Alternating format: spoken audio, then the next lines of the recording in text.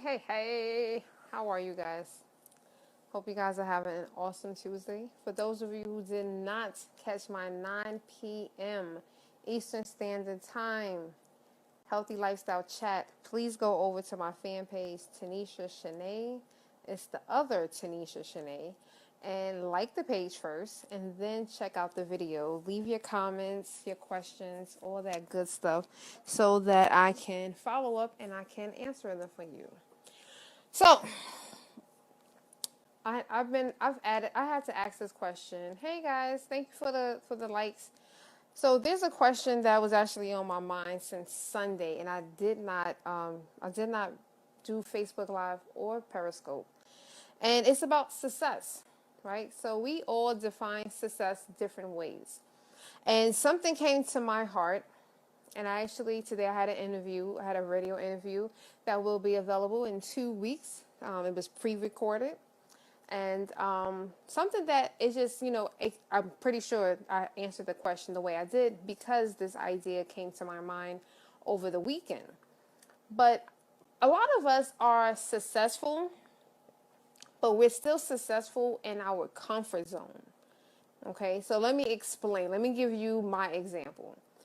I was successful for 30 years according to my standards.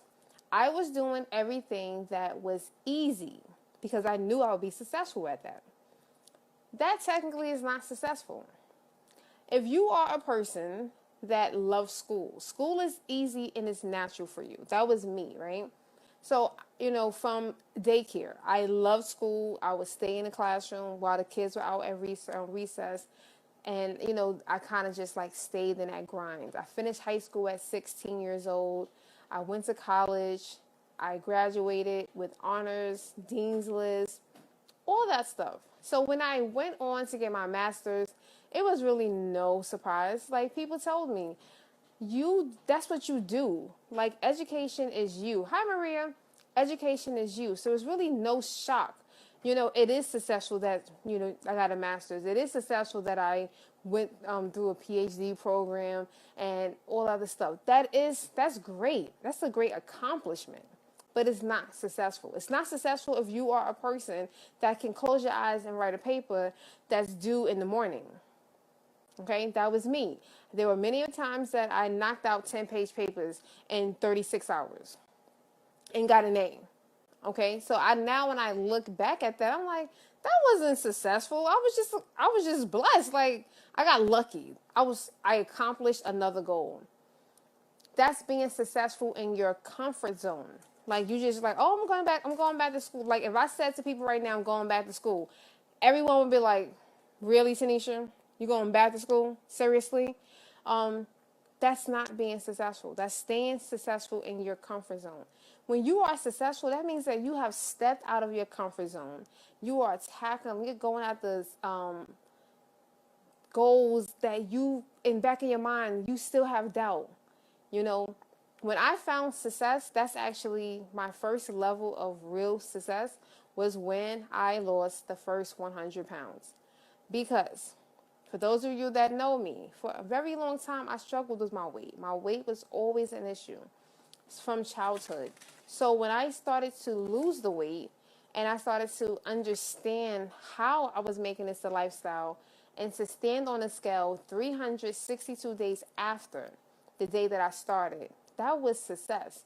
Because in the back of my mind, when doctors were telling me that I needed to lose 100 pounds, when doctors were recommending me to get weight loss surgery, when doctors were handing me prescriptions for phentermine and telling me to go purchase weight loss products and try this protein shake and try Weight Watchers and get a personal trainer, when doctors were telling me all of these things, I still didn't believe that I could lose 100 pounds.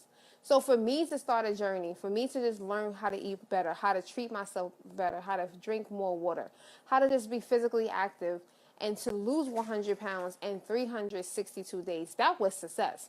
That was the first real sign of Tanisha being successful. Because I got out of my comfort zone. I didn't do the things that society wanted me to do. I did everything because I knew that I could, and I knew that in the back of my mind, I still had a 50-50 chance of being successful or not. That's when you start stepping out of your comfort zone. When I was told that, I would never be able to have my own business and not be successful.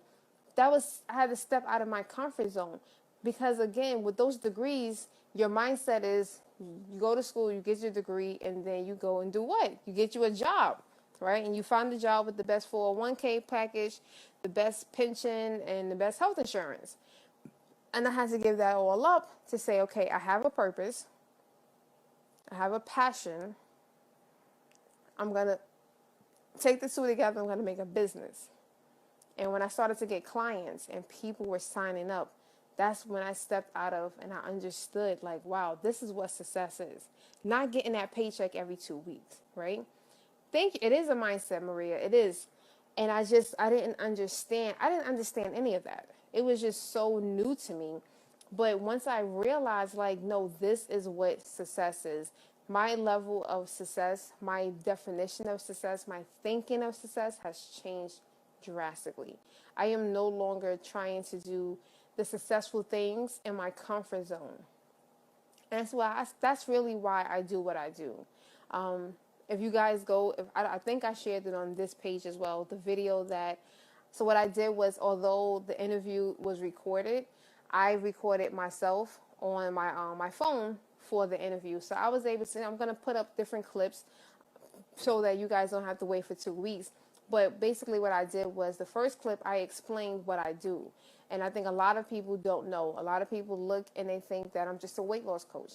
And that's really not what it is. It's a lifestyle change. You have to look to manifest your health throughout your entire lifestyle. And that's basically what I help people to do who are looking for that.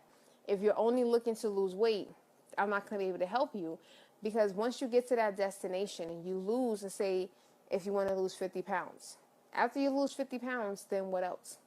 If I didn't have additional goals when I got to the 100-pound mark, then I probably would be right back to where I was.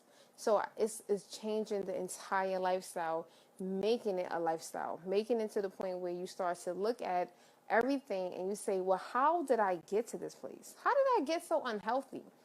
It's not an easy question, but I'm telling you, when you face it, that's when you're going to find the success that you're looking for, because now you're going to start realizing, and I wish I had a board.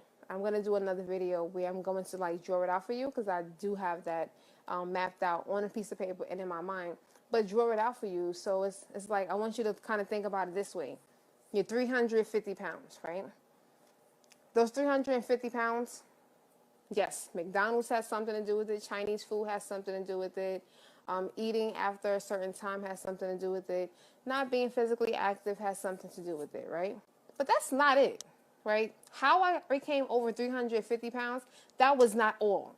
So what else was the real problems? My father not being around was a problem. The relationships that I was choosing to be in was a problem. Being an overachiever, perfectionist was a problem.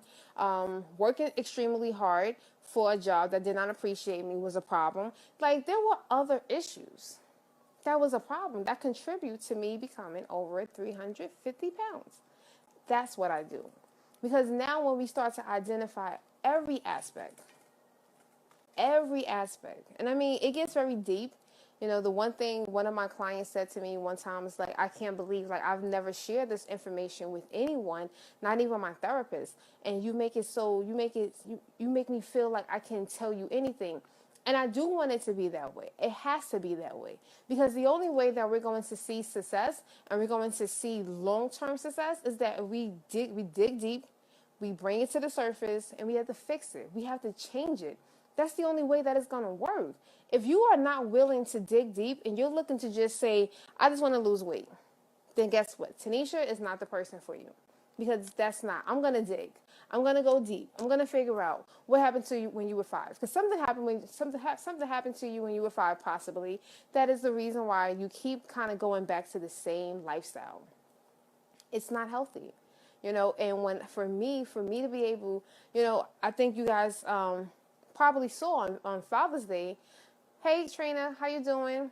On Father's Day, I did a video. I forgave my father after 32, well, it'll be 32 years.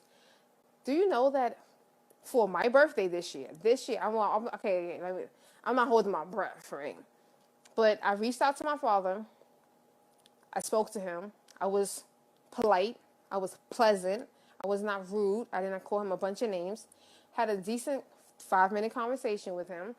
And we're going out for his birthday or my birthday this year. Again, I'm not holding my breath. But again, I don't have that mindset where it's like, that's okay, sweetie. I don't have that mindset where I'm angry at him and I'm mad at him. No, it is what it is. But I would not be able to do that if I did not identify that it was a problem and I had to fix it. I had to work on it, and I had to, really start working on myself in order for me to face that. And I think that's something that a lot of people are not willing to face. They want to place the blame on everyone. I would love to continue to blame him for the way that I felt about him because he left when I was 2 years old. That's not real. That's not reality.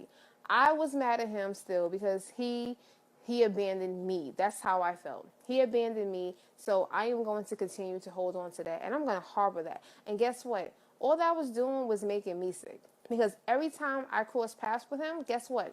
My blood pressure went up because I'm spazzing on him. I'm getting a headache because I just called you every name in the book. I just blocked probably 10 blessings because I refused to speak to him. But I never thought about it that way. And I think a lot of us don't. But that's still part of the unhealthy lifestyle. So it may not be that you're obese, but you might smoke, you might drink, you might be a shopaholic, you might abuse sex. There's different ways. And that's the other part of it, is that anyone that's looking to just make a healthier lifestyle, it doesn't have to be weight. I just kind of specialize in weight because of the fact that's where I started. So it's like I can relate to that person who's 300 plus pounds. I can relate to someone who is almost 400 pounds. I definitely can relate to that. And I think that's what the beautiful part is, that you have someone that who's walked in your shoes. Like, I've walked that walk. I know how it feels to only be able to shop online, not have the clothes available in Lane Bryant, Ashley Stewart's. I know how depressed that can make you feel. I know how it feels to be in a relationship. You love this person so much, and that person doesn't love you back. Or they tell you that they love you, but their actions is telling you something 10 times different. I know how that feels. And to be able to walk away from that relationship, I show my clients how to walk away from that relationship without compromising your own integrity, your values, your spirit. The last person that I broke up with, it was one of those, it was an easy discussion. It was an easy, clear cut, you're not the one for me, I'm not the one for you. This is what I want, this is what my needs are, you can't meet them. There's no need for us to move forward. Life goes on. And that's what I was able to do. So, going back to the original topic, I always get sidetracked because I was talking about the lifestyle. But yeah, I definitely want you guys to think about success. Are you staying successful in your comfort zone? Are you just doing the things that you just know you can accomplish? So if you are doing that, I need you to stop. I need you to do something that you truly want to do, that you have never tried, or if you have tried it, try it in a different way and see what the outcome is going to be. And then if it doesn't, you're not successful, then reevaluate that and say, okay, this didn't work out the first time. Let me try it this way. And the more that you continue